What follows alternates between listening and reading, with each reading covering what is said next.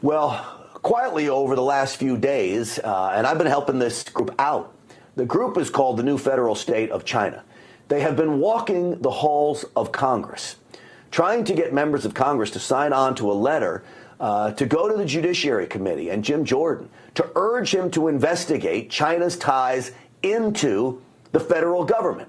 It's an investigation that needs to happen, which is why I want many members to sign on to this letter.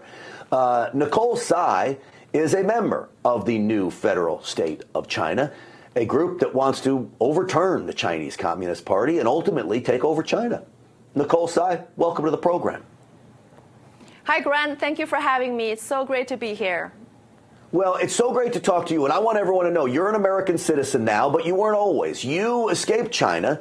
You were in Tiananmen Square during that protest that we all watched with wide eyes open, and yet you come here. Tell me about the New Federal State of China and how important this mission is of yours. Absolutely. The New Federal State of China was founded by Mr. Mao Guo and Steve K. Bannon on June 4th, 2020. And with a special mission to take down the Chinese Communist Party.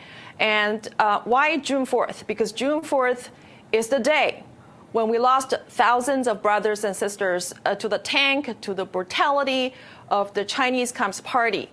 So Mr. Mao Guo is considered the enemy number one by the CCP. And he started the Chinese whistleblower movement back in 2017. And since that day, he became the most hated and most attacked Chinese dissident on the U.S. soil. The CCP has bought out many American mainstream media to attack him, to slander him, and the social media has been deplatformed, and he still didn't have an account on Twitter.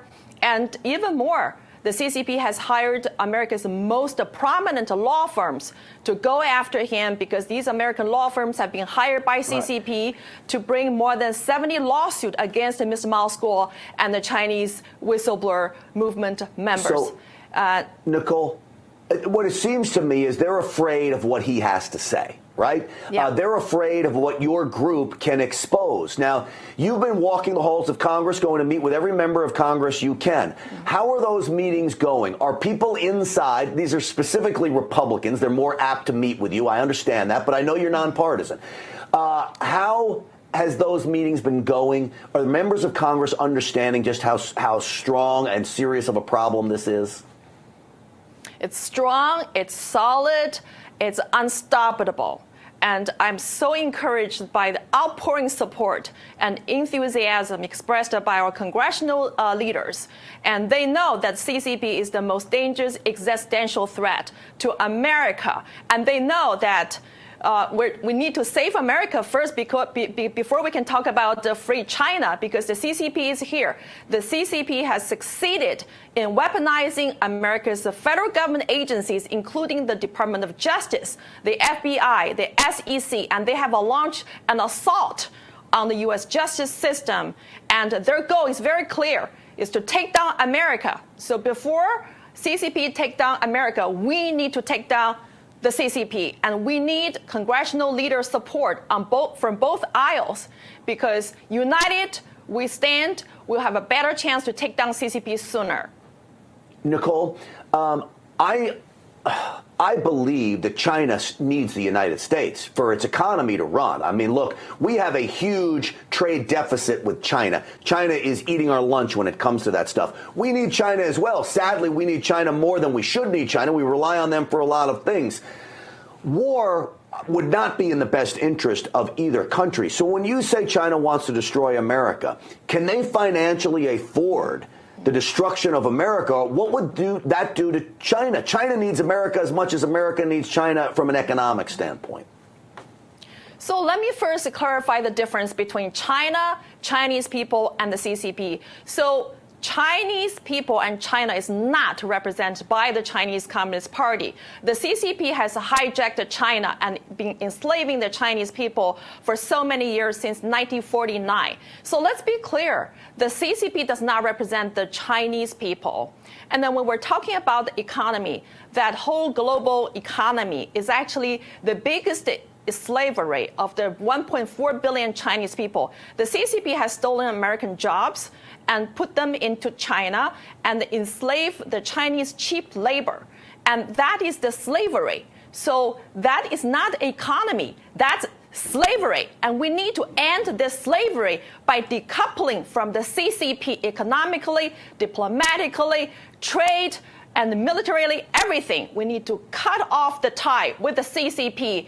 And America should establish a normal and diplomatic and economical normal relationship with the Chinese people, represented by the new federal state of China, which is now have been followed by more than 600 million people around the world, including those in China. That, Nicole, is the key, is to get rid of the Chinese Communist Party and let the people of China finally have their country back. It's so great to have you on this program. How can people help you? I would encourage everybody who's watching this show to call your congressman and ask them to sign on the Dear Colleague letter, which we have submitted to several congressional leaders. That letter is addressed to Jim Jordan, the chairman of the Select Subcommittee on the Weaponization of the Federal Government. We asked the Congress to start an investigation into CCP's weaponization of the DOJ, SEC, and the FBI and Southern District of New York, and look into the lawsuit brought by the CCP against Mao School, CCP's enemy number one. Mr. Mao School is CCP's most feared enemy, and he's now facing more than 70 lawsuits brought against him by American top law firms hired by the CCP. And we need to look into the cases and find out who is enabling the CCP inside the DOJ, the FBI, the SEC, and the Southern District of New York. Yeah, and as you mentioned, it goes far beyond just one man. This is about the safety and security of America. It's about the people of China, and it is a very, very important issue. Nicole Tsai, I appreciate you coming on. I appreciate you putting up a fight with the new federal state of China. Thank you. Thank you for having me, and thank you, America, for supporting our goal to take down the CCP, beginning in the United States of America, beginning inside the U.S. federal government agencies. Thank you. Well, that is a goal that Stinchfield's Army can get on board with. I can promise you that. Nicole, thank you.